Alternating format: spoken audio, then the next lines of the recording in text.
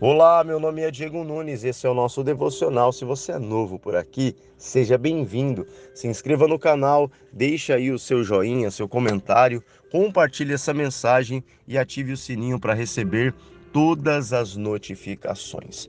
O texto de hoje que vamos analisar é um texto que está em 2 Reis, capítulo 2, versículo 23 até o 25. Eliseu saiu de Jericó para ir a Betel. Ele ia andando pela estrada quando alguns rapazes saíram de uma cidade e começaram a caçoar dele, gritando assim: Ô seu careca, fora daqui! Eliseu virou para trás, olhou firme para os rapazes e os amaldiçoou em nome de Deus, o Senhor. Então duas ursas saíram do mato e despedaçaram 42 deles. Dali Eliseu foi até o Monte Carmelo e depois voltou para Samaria. Quando nós olhamos para essa história, ela é uma história bem cruel. É a história da morte de 42 jovens. E antes que possamos olhar para isso e duvidar da bondade do Senhor, vamos analisar o contexto de tudo isso. Vamos voltar um pouco, falar sobre Elias. Elias está prestes a ser arrebatado em uma carruagem de fogo e está vivendo o auge do seu ministério. Eliseu está vivendo intensamente ao lado de Elias, assim como Ruth fez com Noemi. E de igual modo, por duas vezes, aconteceu de Elias dizer: Eliseu, eu vou até Betel, fique aqui. E o Eliseu disse: eu não vou sair de perto do Senhor. E por uma outra vez, quando Elias estava indo para Jericó, a mesma coisa aconteceu. Elias disse: fique aqui. E o Eliseu disse: por nada, eu não vou sair de perto do Senhor. Com eles estavam também 50 profetas. E esses profetas chegaram ao ponto de dizer a Eliseu: Eliseu, você sabe que o Senhor está para levar hoje o seu Senhor, e ele vai levar ele para longe de ti. E Eliseu, sabendo disso, que Elias seria arrebatado, seria levado, seria tirado dele, aí então, mais ele intensificou a sua presença ao lado de Elias. E quando eles foram para Jericó, a Bíblia diz que Elias tira a sua capa e bate nas águas, e ali o mar se abre. Quando você vai analisar a história da travessia de Josué, sabemos que temos ali o Rio Jordão para chegar em Jericó. E de igual modo, o Jordão mais uma vez se rende ao poder de Deus. Passando a seco, o Elias se volta para Eliseu e faz uma pergunta: Eliseu, o que você quer de mim? O que de fato você busca em mim? E Eliseu, sem titubear, responde: Senhor, eu quero a unção dobrada. Eu quero a unção dobrada do poder de Deus que está sobre a sua vida. Elias declara que o pedido não é um pedido simples, porém ele coloca uma condição: se você me ver sendo levado, seu pedido será concedido. E assim acontece.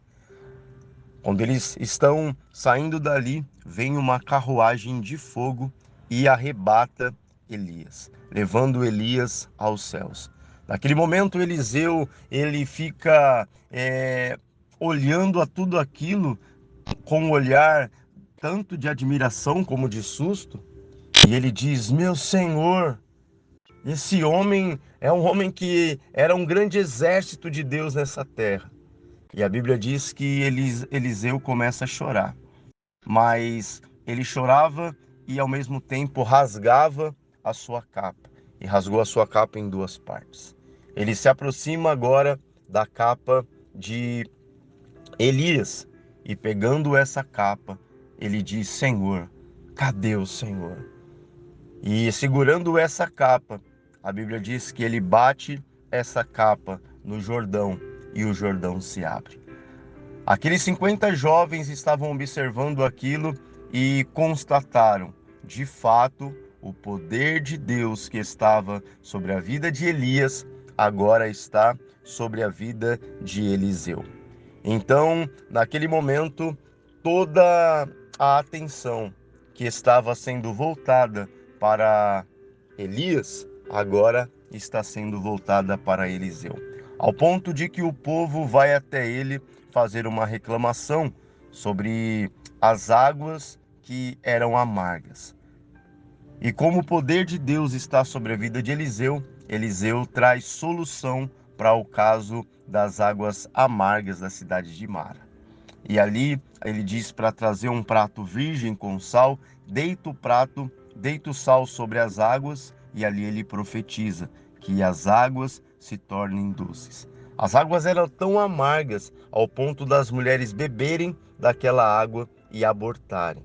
E a partir daquele momento, aonde Eliseu profetizou e foi usado ali como um homem de Deus, como um instrumento de Deus para trazer solução, a Bíblia diz que as águas até hoje são águas doces.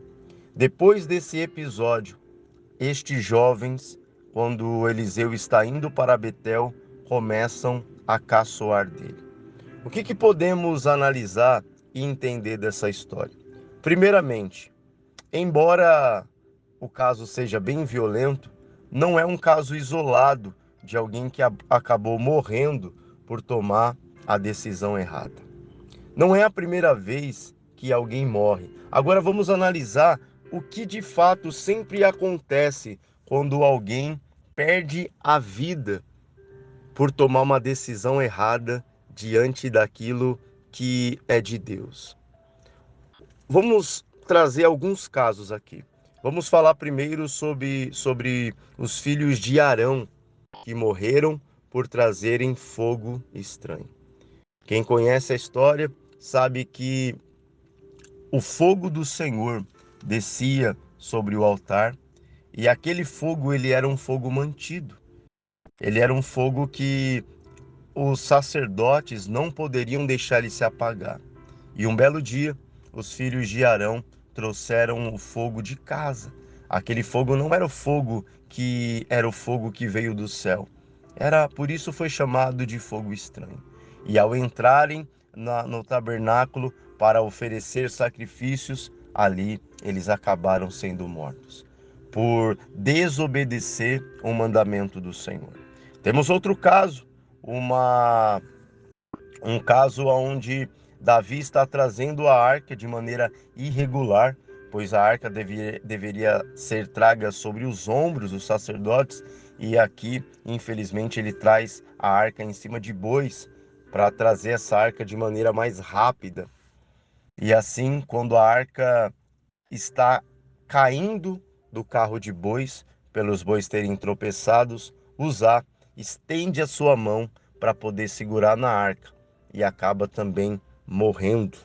Outro caso, já agora no Novo Testamento, Ananias e Safira morrem por mentirem ao Espírito Santo, por venderem uma propriedade e dizerem para todos que todo o valor daquela propriedade seria entregue nas mãos dos apóstolos, mas reteram metade daquele valor e mesmo assim insistiram: aqui está todo o dinheiro. E ali os dois caem mortos por mentirem ao Espírito Santo. Outro homem também, Herodes, morto por não dar glória a Deus. Estudamos recentemente a morte de um profeta morto por um leão, o profeta novo, que morreu por desobedecer uma ordenança de não parar para se alimentar, para entrar em nenhuma casa enquanto estava no exercício do seu ministério, no exercício de sua missão. O santo e o profano. Aquilo que é puro e aquilo que é impuro. E mais uma vez nós vemos na Bíblia o perigo de zombar de Deus. O perigo de achar que eu posso zombar do Senhor e sobressair. Eu não posso afirmar, mas a Bíblia diz que João Batista é comparado com Elias. João Batista é o Elias de sua época. E qual era o papel de João e qual que era o papel de Elias? O papel dos dois era vir antes, era antecipar uma pregação sobre obediência. Elias pregou sobre arrependimento. João Batista pregou sobre arrependimento. Ele queria deixar o campo livre para alguém maior vir para poder também continuar essa pregação. Mais uma vez digo, não posso eu aqui bater o martelo. Há mistérios de Deus que ainda permanecem com o Senhor. E nós oramos e pedimos que Ele nos revele isso. Mas quando olhamos para o Antigo Testamento, temos uma certeza. Ele é a sombra daquilo que o Novo revelaria claramente. E sabemos que o poder que estava sobre Elias passou para Eliseu não na mesma proporção, mas passou em uma proporção dobrada. Aqueles jovens, infelizmente, não sabiam com quem estava mexendo. Assim como aqueles que negaram, aqueles que se colocaram na oposição a respeito do ministério de Jesus, também não sabiam o que estavam fazendo. Ao ponto de Jesus orar dizendo: Pai, eles não sabem o que fazem. Mas infelizmente hoje vemos uma Israel sendo dilacerada por todos os lados. Ligue a sua televisão e você verá um cumprimento bíblico, um cumprimento de um lugar sendo destruído por negar o seu Salvador. Vemos também Jesus profetizando contra Jerusalém.